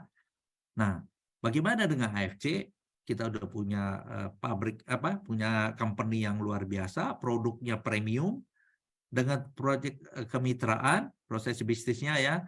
Nah, dengan proyek kemitraan ini di mana kalau kita dayung perahu ini ya teman-teman, dengan kekuatan seluruh tim kita bisa berjalannya lebih jauh teman-teman dibandingkan satu. Inilah yang kita sebut dengan the power of leverage ya. Dengan kita bekerja sama bentuk satu tim, kita akan bisa mencapai tujuan kita dengan lebih cepat teman-teman. Nah, modal tidak besar, potensi income-nya sangat besar, resikonya kecil, hampir tidak ada, tidak perlu pengalaman dan faktor percepatan atau perkaliannya ada. Nah, nanti kita lihat ya. Ternyata di sini juga pakai sistem leverage tadi ya. Nah, di mana leverage-nya? Nah, leverage itu penting banget ya. Mana yang lebih mudah teman-teman? Nah, lebih mudah dan lebih bisa dicapai. Kita mengeluarkan tenaga 100% effort kita dengan 10 orang yang amazing ya di tim kita, atau 10% effort kita dengan 100 orang yang rata-rata. Jadi kalau kita bayangin kita punya perusahaan, kita harus punya 10 orang yang luar biasa, kita mati-matian tenaga kita ya, atau kita cukup keluarin tenaga 10%, kita punya hanya 100 orang yang rata-rata aja, yang biasa-biasa. Bisnis kita bisa berjalan dengan baik teman-teman. Ya kan? Lebih baik kita keluarin tenaga 10% ya. Kita punya orang yang biasa, tetapi kita keluarin tenaga 10% teman-teman. Nah itulah yang disebut dengan leverage on people ya. Kayak kita mau jualan kecap ya. Kita jualan 100 kecap, kita punya 10 orang yang hebat banget jualannya, atau kita bisa kejualan kecapnya 100 dengan 10% tenaga kita, 100 orang jual masing-masing satu dengan orang yang biasa-biasa saja. Nah, itu yang lebih mudah yang mana? Pasti yang 10% ya. Kenapa dengan leverage market lebih gampang? Nah, ini teman-teman ya. Leverage yang saya maksud tadi, sorry ya, leverage on people. Nah, di mana kita melakukan massive action. Nah, kita melakukan kolaborasi dengan apa? Komunitas-komunitas ya. Ibu-ibu rumah tangga, pegawai negeri mungkin, kantor-kantor ya, komunitas-komunitas, komunitas kesehatan, ya kan, komunitas arisan, ibu-ibu arisan, ibu-ibu pejabat ya mungkin ya, atau siapa lagi nih, komunitas-komunitas olahraga teman-teman, atau komunitas-komunitas UMKM, petani ya. Nah, ini kita bisa lakukan kolaborasi teman-teman. Nah, itulah yang disebut leverage on people. Nah, bisnis AFC ini alat bantunya tidak yang susah-susah teman-teman. Alat bantunya cuma satu, leverage on people. Nah, kita nggak usah gajiin orangnya, kita nggak usah keluarin biaya tempat dan lain-lain. Kita cukup memberdayakan, bukan memperdayakan ya teman-teman, yang memberdayakan teman-teman tim kita. Nah, inilah perlunya kerja sama tim ya. Nah, benar nggak AFC ini punya alat bantunya tadi ya? Nah, leverage ini bisa multiplier effect. Nah, jadi kalau kita angkat mobil, coba bayangin teman-teman. Siapa yang kuat di sini angkat mobil ya? Nah, kita punya dongkrak ya untuk angkat. Nah, disinilah yang dibilangin apa?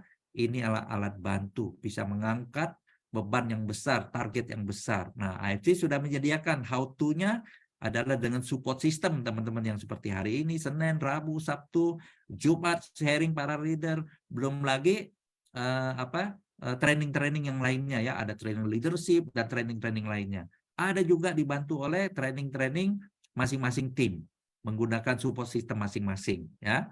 Nah, ini teman-teman. Jadi AFC ini sudah menyediakan juga bagaimana cara kita menggunakan how to-nya untuk leverage people di tempat kita ya. Nah, teman-teman, nah ini di AFC kita bisa tambah keran-keran baru untuk memperbesar jaringan kita ya. Sehingga apa? Kita juga bisa tambah pompanya dengan apa? Duplikasi leader. Leader-leader yang aktif bisa menjadi jenderal-jenderal kita ya. Sehingga inilah yang kita sebut dengan aset yang produktif, teman-teman. Aset produktif ini yang menjadi sumber income baru kita, teman-teman. Nah, ya kan? Tadi kita udah lakukan dengan bonus-bonus AFC, kita bisa buat dana pensiun, dana darurat, tabungan. Tapi untuk membuat sumber-sumber income baru, menggunakan tools dari support system AFC, kita bisa memperbesar jaringan kita. Ya kan, seluruh Indonesia. Malah sekarang ke luar negeri, teman-teman. Ya, ada yang sampai ke Amerika, Kanada, Australia, ke Jerman, dan lain-lain, teman-teman. Ya kan? Bahkan sampai ada yang kirim juga ke Jepang. Nah, teman-teman, ya, kita bisa bukan hanya dalam negeri. Bayangkan penduduk Indonesia berapa banyak, penduduk Amerika berapa banyak, teman-teman. Ya, penduduk luar negeri berapa banyak. Nah, itulah sumber-sumber income baru kita, ya. Nah, jadi dengan AFC kita bisa memperkuat fondasi keuangan kita dari sisi bonus, ya kan, dari sisi jaringan, di mana dengan jaringan ini kita bisa memperbesar income kita. Dengan apa? Dengan jaringan yang produktif bisa menjadi aset yang bermanfaat untuk menjadi sumber income baru bagi kita, ya. Nah, next-nya apa nih?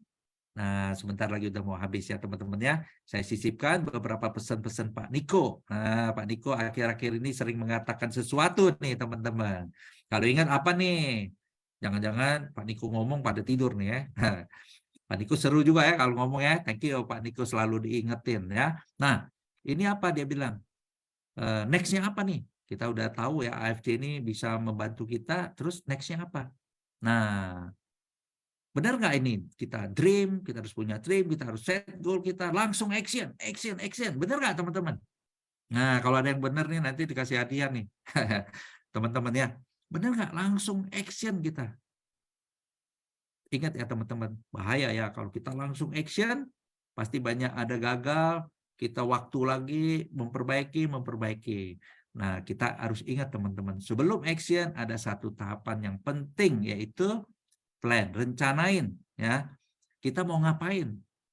Nah, itulah yang kata Pak Niko buat apa? Habit, jadi kebiasaan ya.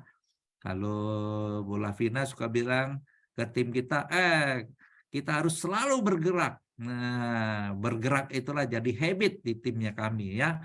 Nah, habit. Nah, kata Bu Lavina bergerak, kata Bu Melvin jalan terus. Nah, itulah habit-habit yang kita harus siapin sebelum kita take action. Jadi kita rencanain buat satu habit. Nah, kalau kita baca buku Atomi, gimana membuat habit itu kan, mulai dari yang kecil-kecil, teman-teman. Jadi kita rencana. Nah, kita mau ngapain, setiap hari itu ngapain. Nah, itu kita jadikan habit. Nah, itulah yang membuat kita take action, teman-teman ya. Jadi udah mau 8:30 ya, kita udah mau selesai dikit lagi. Nah, teman-teman, jadi ingat teman-temannya, jangan langsung action, tetapi kita buat rencana. Kita buat satu rencana, kita mau ngapain, supaya action kita itu jangan sembarangan ya, jangan kita mau babi buta, kita harus buat rencana. Misalnya kita mau ke satu tujuan, kita langsung naik mobil, kita tancap gas saja ya, kita nggak tahu nih lewat jalan mana, buka Waze dulu, kita pilih route-nya ya. Nah, kita buatin satu habit. Nah, jadi satu kebiasaan. Ya, kebiasaan kita mau ngapain nih? Kita mau prospek berapa orang, kita mau presentasi berapa orang, ya, berapa jam kita lakukan bagi yang sudah bekerja, yang masih bekerja mungkin 1 jam sehari, 2 jam sehari, 3 jam sehari, ya kan? Nah, macam-macam. Nah, teman-teman ya, ini jadikan satu habit. Nah, bagaimana planning itu bisa lebih baik? Nah, adalah kita harus buat habitnya adalah the right activity, teman-teman. Kalau ini nggak sesuai aktivitasnya, ya percuma juga ya, teman-teman ya. Kalau kita tujuannya memperbesar bisnis AFC kita, aktivitinya tidak ada kaitan. Nah, kita harus pilih the right activity kita, sesuai dengan goal kita, sesuai dengan mimpi kita, teman-teman. Supaya kita bisa jadi pemenang, mentalnya tadi apa? Mental pemenang. Untuk mental pemenang kita harus lakukan sesuatu menjadi kebiasaan ya. Dalam buku 7 Habits, start with the end. Kita mau apa nih?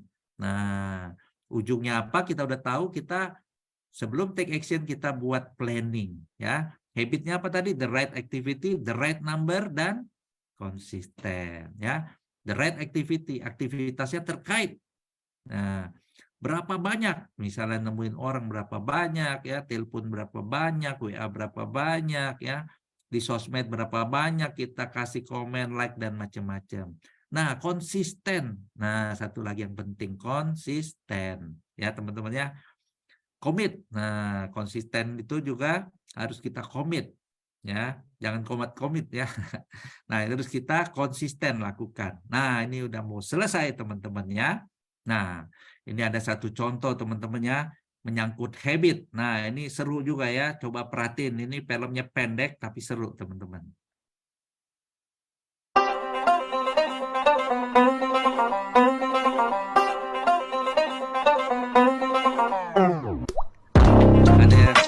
Ada yang tahu nih filmnya apa ini ya? Ya, anggap aja ya, kayak ada pertandingan bola ya teman-teman ya. Nah, teman-teman, coba lihat bapaknya sama anaknya lagi nonton, tiba-tiba seru ya, hampir gol mungkin ya. Nah, teman-teman, mungkin terjadi gol bunuh diri. Ya, bapaknya sudah sedih, anaknya ketawa, teman-teman. Nah, teman-teman. Ya, nah teman-teman, kita sebagai misalnya anak kecilnya adalah kita. Kita baru jalankan bisnis AFC ini, kita masih belum seperti leader-leader kita ya, kita contoh. Nah, kalau kita lihat, nah ini juga jadi habit teman-teman.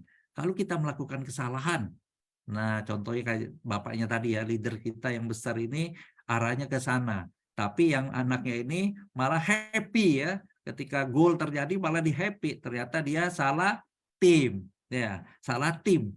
Tapi ketika dia sadar, dia lihat bapaknya sedih, ya, dia juga ikut teman-teman. Nah inilah kita harus belajar dari kesalahan kita. Kita kalau melakukan kesalahan, kita amati, kita tiru leader kita ya. Kita lihat leader kita, wah ternyata salah arah nih. Kita cepat-cepat berubah teman-teman. Nah ini juga jadikan satu habit ya teman-teman ya. Jangan kita maunya sendiri. Kita udah pengalaman, saya dulu begini. Oh nggak bisa lah, pengalaman di perusahaan saya dulu gini.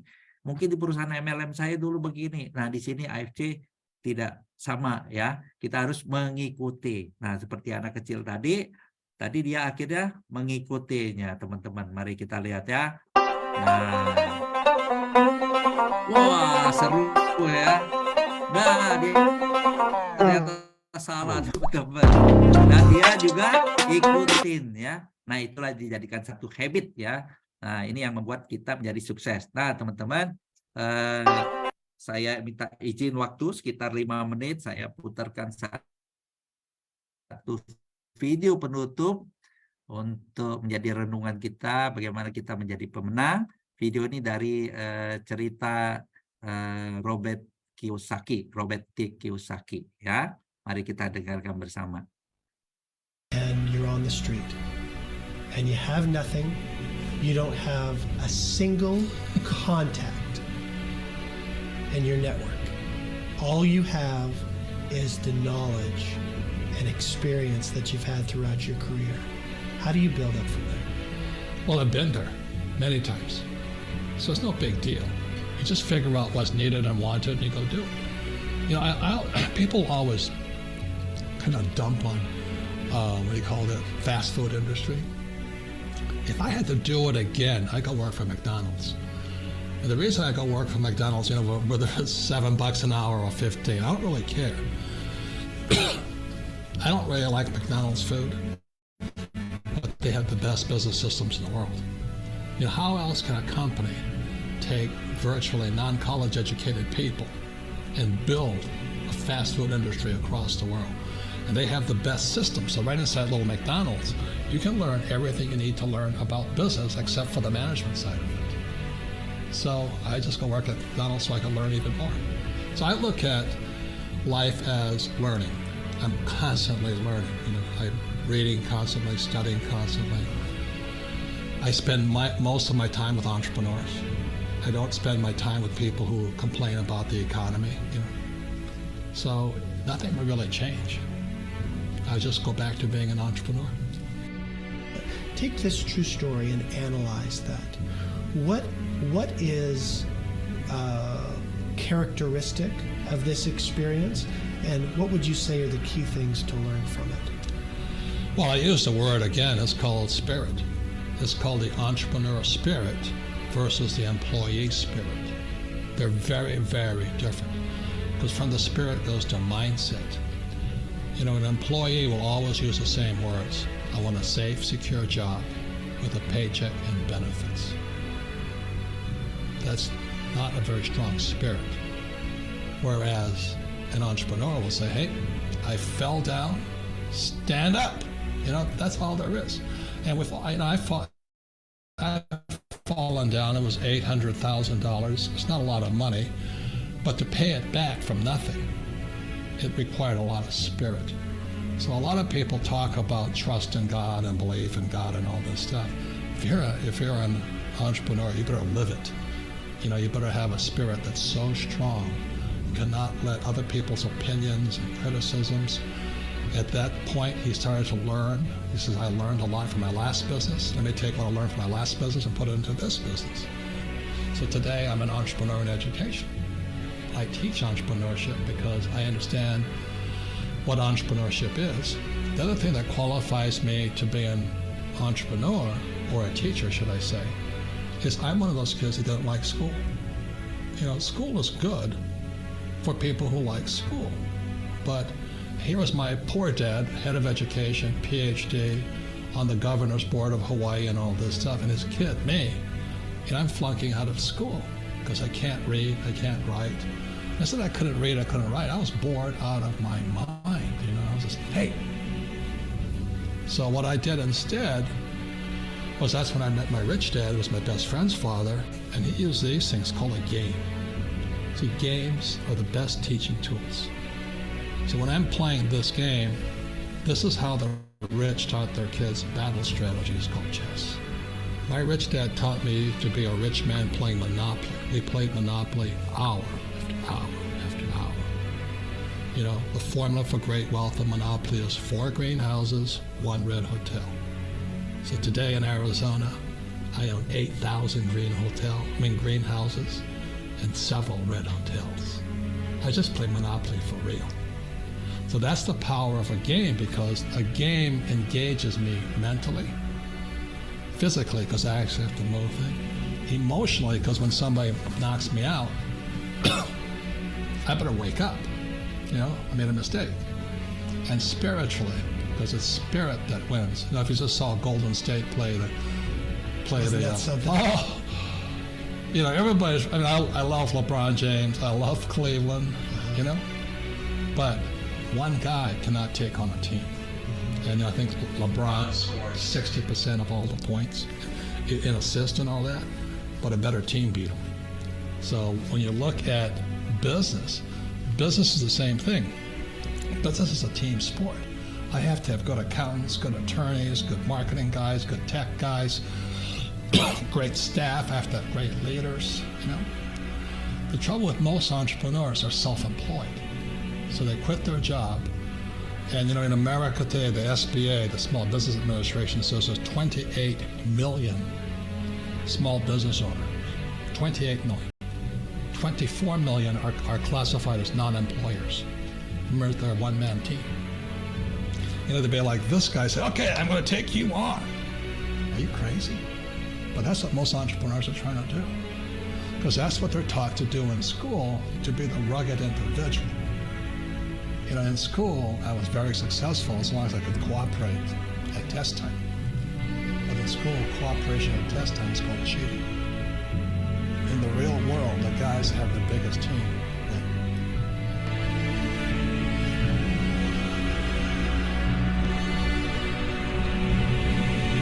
Nah, teman-teman ya, videonya keren ya, teman-teman ya. Tadi ada pesan-pesan apa tuh di video tadi ya? Kalau kita lihat, dia bilang apa? Dia suka belajar ya, jadi harus belajar. Mentalnya dia bilang apa? Harus siapin berjiwa entrepreneur.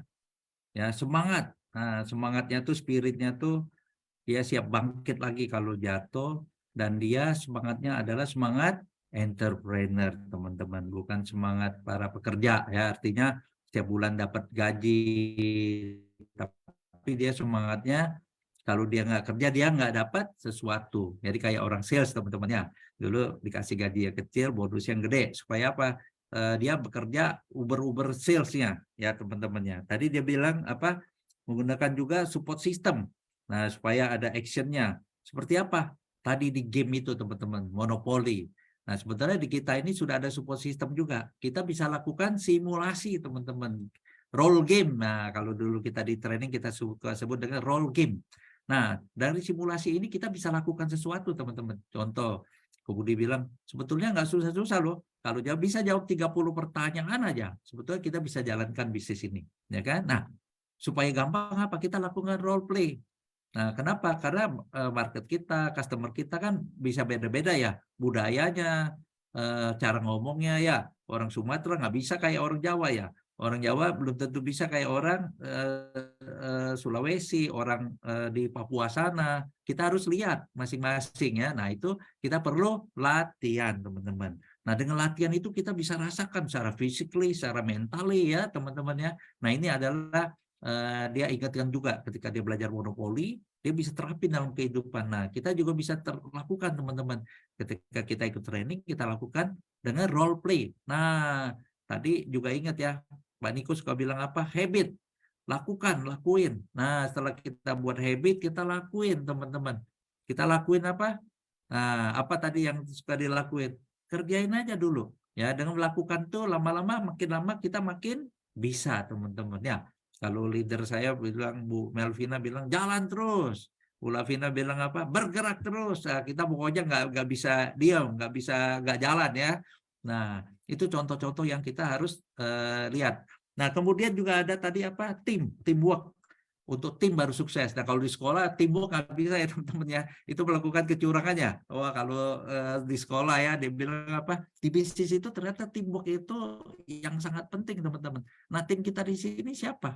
Bukan hanya tim kecil kita, tetapi tim besar kita adalah para musido pun sangat bantu, teman-teman ya. Kayak Ko Budi Darwin, Ko Yohanes, Ko Adrian, si Novi ya. Nah, mereka juga bantu loh, walaupun bukan timnya mereka, tapi mereka mau membantu, berbagi, teman-temannya. Nah, ini salah satu teamwork yang sangat luar biasa loh, ya teman-temannya. Bahkan manajemen pun selalu bantu kita juga, ya. Nah, teman-teman, terus tadi ingat juga satu kata yang dia bilang, berkawan dengan yang positif, jangan yang hanya menyalahkan. Aduh, keadaan ekonomi gini, dia bilang apa? Kita harus berkawan dengan yang positif supaya kita bisa auranya juga bisa jadi positif, teman-teman. Jangan yang negatif-negatif. Nah, yang negatif-negatif kita jauhin ya. Gitu, teman-teman. Nah, itu tadi videonya yang terakhir. Nah, ini ada kata penutup. Nah, dapat liburan gratis ke negara Jepang ya. Nih kalau teman-teman ini kan ada promo terbaru ya. Promonya salah satu ke negara Jepang. Jadi ingat nih, dapat liburan gratis ke negara Jepang. Sakuranya indah, patut dikenang, ya kan? Nah, berjuanglah meski keadaan tidak gampang. AFC jadi saksi dan wadah kita jadi pemenang. Nah, gitu teman-teman ya. Nah, ini ada slide terakhirnya. Lanjutkan perjuangan, hidup dengan sukacita dan kegembiraan ya, dengan menjadi pemenang bersama AFC. Terima kasih, selamat malam. Begitu Pak Angga. Oke, saya sudahi dulu presentasi saya. Mungkin kita lanjutkan apa? Pak, sorry ya teman-teman kalau kemalaman ya.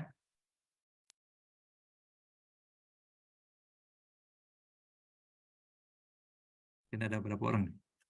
Wah, ini harus pakai kacamata ya. Ada 230 orang ya. Nah, mungkin kalau ada 1-2 pertanyaan yang terkait ya, yang terkait. Masih pagi Pak Aswad, wih, masih pagi.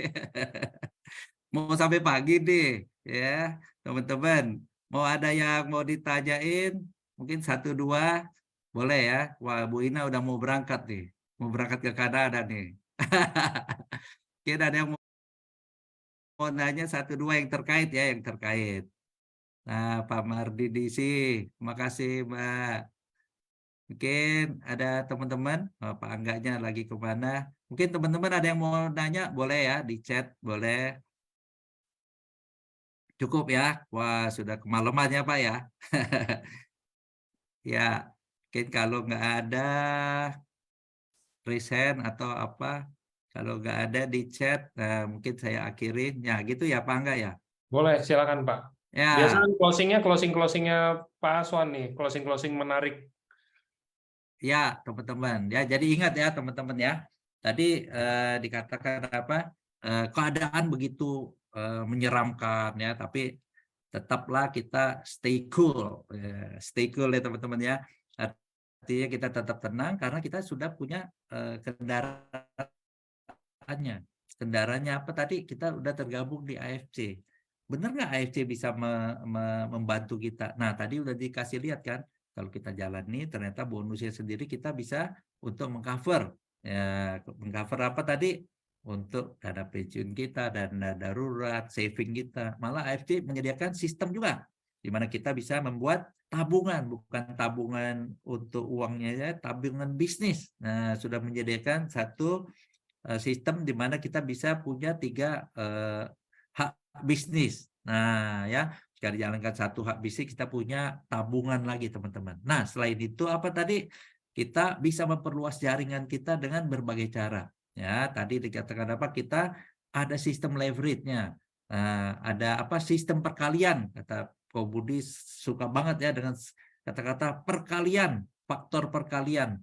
Percepatan. Nah, ya tadi itu percepatannya kalau kita terima gaji sebulan sekali, nah ini bisa berkali-kali.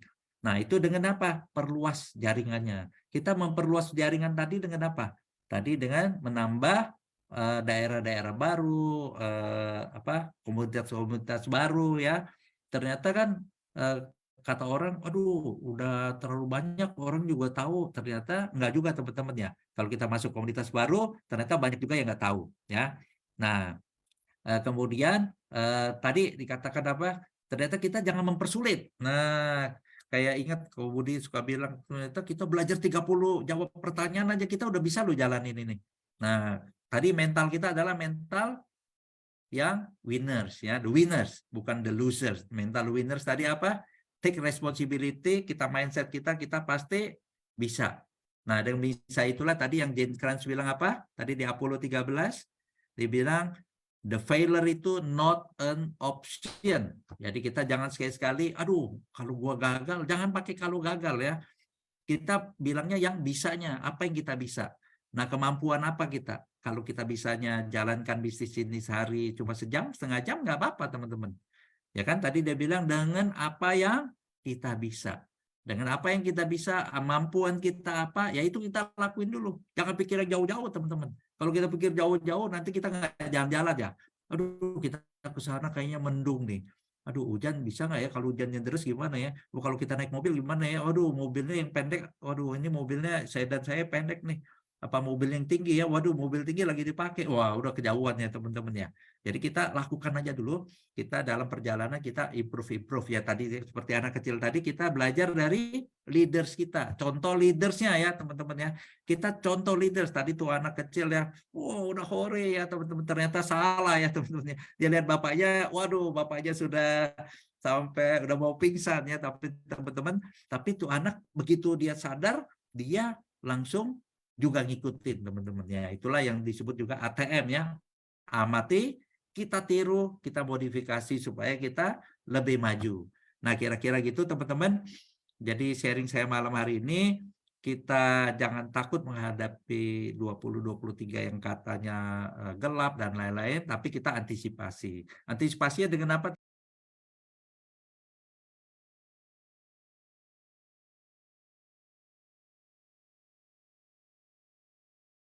Tadi kita tetap jalankan bisnis AFC kita ini. Nah, supaya AFC ini bukan hanya bukan untuk kita pribadi, tetapi untuk kita mencapai mimpi-mimpi kita tadi ya. Mimpi kita apa tadi? Mimpi-mimpinya tadi kan untuk keluarga kita, untuk komunitas kita, untuk membantu orang. Nah, itu yang kita harus punya teman-teman. Kalau kita punya why-nya itulah yang membuat kita termotivasi. Ya, kira-kira begitu. Mudah-mudahan bermanfaat bagi Bapak Ibu yang masih bingung. Mungkin yang masih bingung hitung-hitungan AFC mungkin bisa tanya leadersnya. Kalau ada yang mau nanya 1-2, tapi udah kemalaman nggak ya? Kalau saya sih mungkin nggak apa-apa, tapi kalau ada 1-2 yang terkait mungkin masih bisa. Kalau nggak ya mungkin itu aja. Nah, hal bisnis bukan produk saja ya. Nah, kita memang malam ini kita mau ngomongin persiapan untuk tahun 2023 yang katanya suram. Tapi suram nggak suram, yang penting kita jalan terus. Kita nggak usah peduli. Suram nggak suram, kita tetap jalan bersama AFC. Nah, AFC itu keren ya. AFC itu Asayama Family Club, tapi Aswan Fans Club juga. Nah, teman-teman, ternyata saya waktu itu lucu juga ya. Saya pergi makan ke satu restoran ya, diundang ya teman-teman. Diundang. Nah, ternyata saya ngomong sama manajer, ternyata dia salah satu manajer di sana. Wah, saya setelah ngobrol, oh ya Pak, halo, waduh, Bapak udah kerja berapa lama sih ini? 25 tahun. Dia pikir dia udah lama banget ya. Saya ngomong, waduh, oh ya Pak, namanya siapa? Namanya Pak Tomo gitu ya. Oh ya Pak, saya Aswan, asli karyawan. Wah, asli karyawan, dia kaget gitu kan. Tapi saya udah kerja 34 tahun Pak, tapi karena saya udah pensiun. Dia langsung tersentak teman-teman. Dia pikir dia udah kerja 25 tahun, ternyata dia udah posisi manajer. Ketika saya bilang, saya Aswan, asli karyawan, dan sekarang saya adalah pengusahawan. Dia kaget teman-teman, dan baru sadar. Sadarnya apa teman-teman? Ketika saya buat pertemuan berikutnya sama beliau, dia bilang, iya Pak, ketika Bapak ngomong itu saya sadar. Kenapa katanya? Ternyata saya pikir saya kerja udah lama, dan ternyata saya masih bekerja terus. Saya ingat tadi kata Bapak, Aswan, asli karyawan, sekarang Bapak jadi pengusaha. Dia bilang, waduh, saya baru diingatkan, kayak ditampar kembali ya, diingatkan kembali, di wake up call katanya. Sampai begitu teman-teman, di wake up call. Karena tadi ketika bekerja, tadi videonya Robert T. Kiyosaki tadi ya, bukan salah ya bekerja, teman-teman, bekerja itu baik, tetapi dia bilang ketika bekerja dia terlalu nyaman teman-teman, dan dia lupa mempersiapkan untuk pensiunnya dia. Nah teman-teman, untuk persiapan pensiun itu sangat perlu ya, kalau kita mau hidupnya nyaman dan tenang teman-teman. Paling kira-kira begitu saja. Saya masih rumit lagi, boleh tanya dalam menjalankan AFC, mindsetnya yang harusnya gimana? Tadi ya, salah satu mindsetnya tadi apa? Kita harus yakin bisnis ini adalah bisnis yang besar, dan kita bisa mempersiapkan uang pensiun kita. Yang paling penting kita punya mimpi.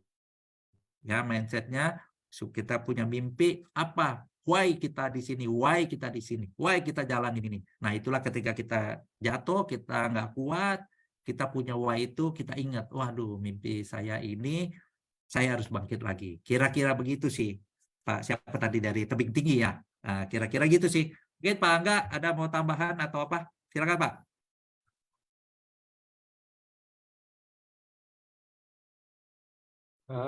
Kalau dari saya sih nggak ada Pak, udah Ada.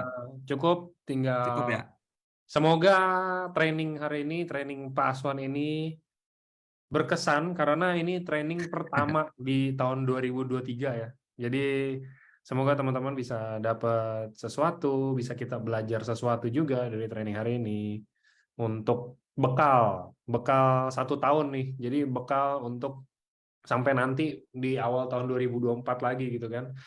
Dan yang paling penting, sehat selalu semuanya, sukses terus. Kalau dari saya itu aja. Ya. Ya, terima kasih. Selamat malam Bapak Ibu teman-teman. Sudah terlalu malam ya. Wah, Ya. tadi ada yang sampai pagi. Terima kasih sudah ikut terus sampai selesai. Semoga selalu sehat, dan paling penting tadi apa? Jaga kesehatan, jaga mindset, jaga mental, jangan jatuh, tadi bangkit lagi, jalani terus, karena kita harus kayak berjalan, lari maraton itu kita, apa yang kita start, kita finishin. Kalau kita nggak finishin, nanti kita menjadi satu kebiasaan, waduh, udah jalanin stop itu ya. Apa yang kita start, kita finishin sampai selesai, gitu teman-teman ya. Selamat malam semuanya. Bu Ina tadi resign, kenapa Bu? Ada lagi ya. Mau Mudah-mudahan bilang terima kasih, ada dadah manfaat. katanya. Ya, mudah-mudahan Oke. mudah-mudahan ada manfaat. Pak Angga, selamat malam. Terima Selamat kasih. malam, thank you teman-teman Pak semua. Aswan. Terima kasih. Selamat malam.